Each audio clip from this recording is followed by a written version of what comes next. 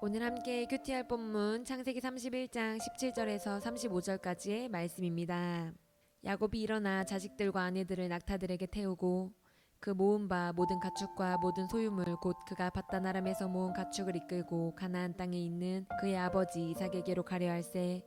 그때 라반이 양털을 깎으러 갔으므로 라헬은 그의 아버지의 드라빔을 도둑질하고 야곱은 그 거취를 아람 사람 라반에게 말하지 아니하고 가만히 떠났더라. 그가 그의 모든 소유를 이끌고 강을 건너 길라산을 향하여 도망한 지 3일 만에 야곱이 도망한 것이 라반에게 들린지라. 라반이 그의 형제를 거느리고 7일 길을 쫓아가 길르앗산에서 그에게 이르렀더니 밤에 하나님이 아람 사람 라반에게 현몽하여 이르시되 너는 삼가 야곱에게 선악간에 말하지 말라 하셨더라. 라반이 야곱을 뒤쫓아 이르렀으니 야곱이 그 산에 장막을 친지라.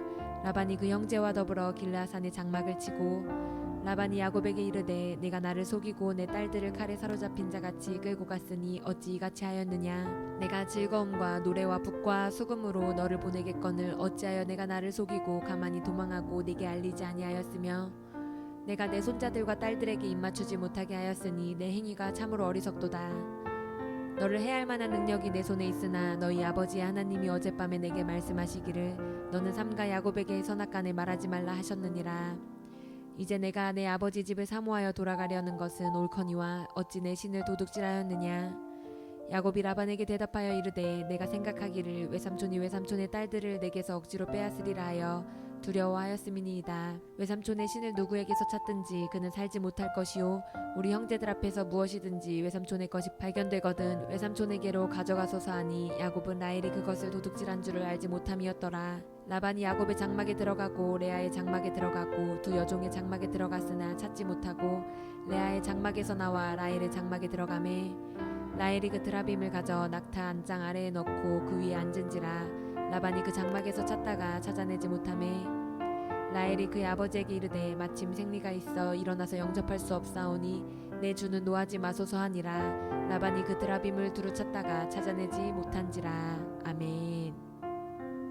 오늘 본문에서 야곱은 이제 두 아내와 자녀들 그리고 자기 가축과 종들을 데리고 가나안 땅으로 출발합니다. 그러나 그는 라반에게는 떠난다는 사실을 알리지 않고 비밀리에 이 일을 진행합니다. 19절 20절 말씀 이렇게 기록되어 있습니다. 그때 라반이 양털을 깎으러 갔으므로 라헬은 그의 아버지의 드라빔을 도둑질하고 야곱은 그 거취를 아람 사람 라반에게 말하지 아니하고 가만히 떠났더라.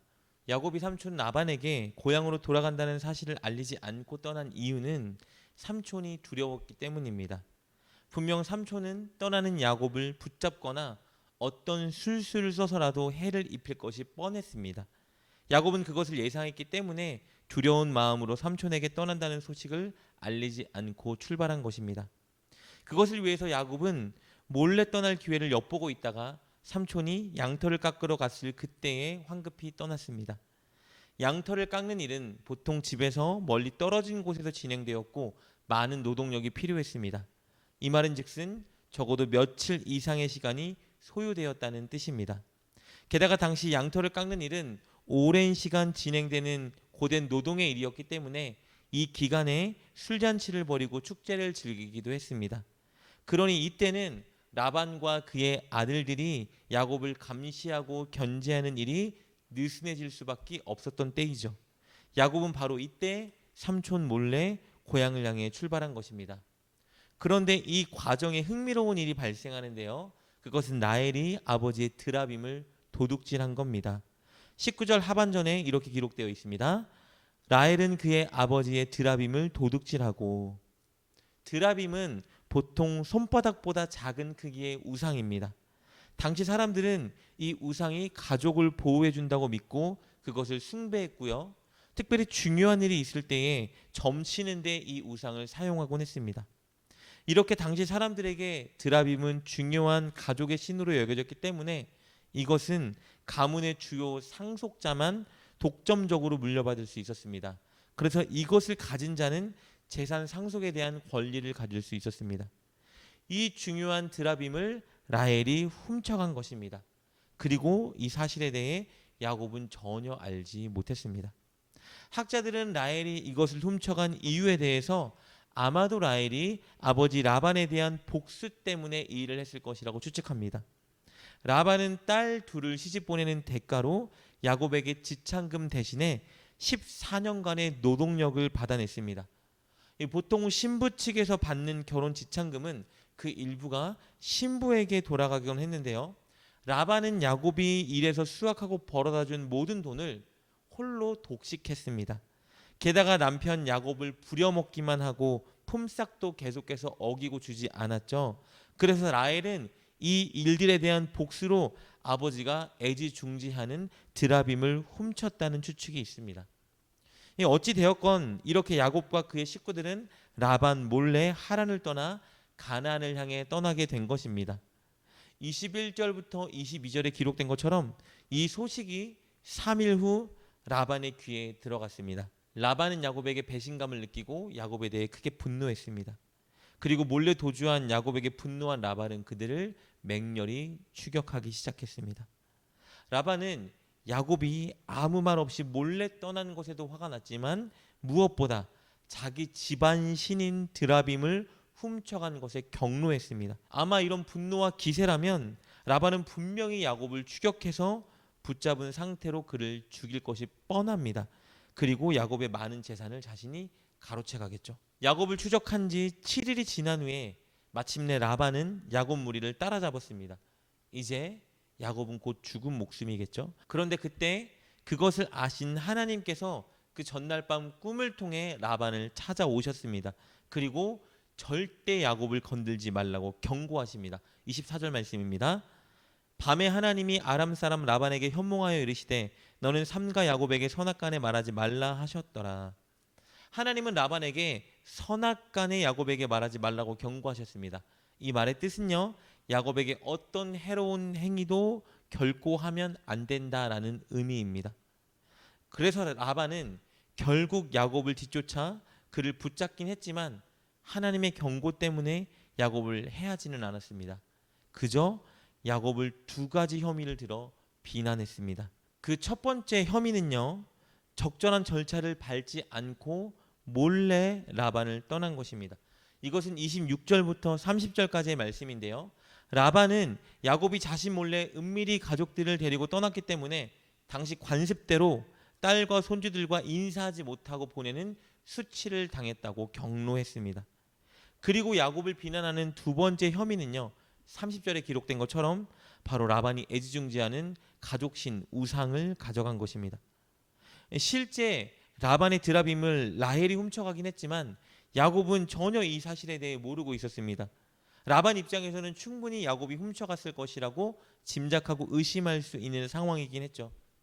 야곱은 이에 대해 반박하기 시작하는데요. 먼저는 삼촌의 반응이 두려웠기 때문에 말하지 않고 몰래 떠난 것에 대해서는 인정했습니다. 그러나 삼촌의 신을 결코 훔치지 않았다고 부인하죠. 설령 누군가 그것을 훔쳤다면 훔친 자는 바로 그 자리에서 죽어도 좋다고 반박했습니다. 32절 말씀입니다. 외삼촌의 신을 누구에게서 찾든지 그는 살지 못할 것이요 우리 형제들 앞에서 무엇이든지 외삼촌의 것이 발견되거든 외삼촌에게로 가져가소서 하니 야곱은 라헬이 그것을 도둑질한 줄을 알지 못함이었더라. 이에 라반은 야곱의 모든 가족과 종들을 수색하기 시작했습니다. 그리고 마침 그것을 훔쳐간 라헬의 장막에 들어가 그곳을 수색하기 시작했습니다. 라헬이 드라빔을 가져간 것이 발각되는 즉시 라헬이 죽임당할 수 있고 야곱은 평생 라반의 노예가 될 수도 있는 상황입니다. 이때 라헬이 기지를 발휘하여 드라빔을 숨깁니다. 34절 35절 말씀입니다.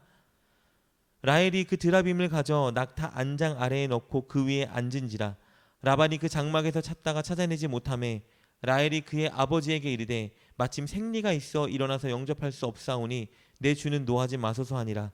라반이 그 드라빔을 도로 찾다가 찾아내지 못한지라. 라헬은 라반의 우상을 깔고 앉고 생리를 핑계댔습니다. 당시의 여성의 생리는 부정한 것으로 간주되었고 그 기간 중에 있는 여성은 종교 의식에 참석하지 못했습니다. 외부와의 접촉도 금지되었습니다.